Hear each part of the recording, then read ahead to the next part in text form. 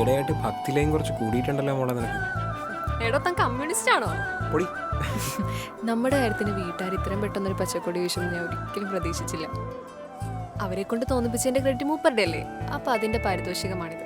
ഓഹോ കർത്താവേ, ഒരു കൂട് മെഴുകുതിരിക്കൊരു ദുരന്തം എനിക്ക് അല്ലാത്ത ചെയ്തായി പോയി.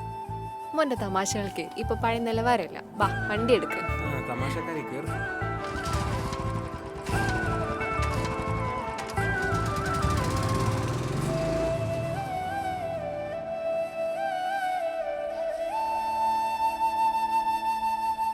നീ എന്താ ആലോചിക്കുന്നേ?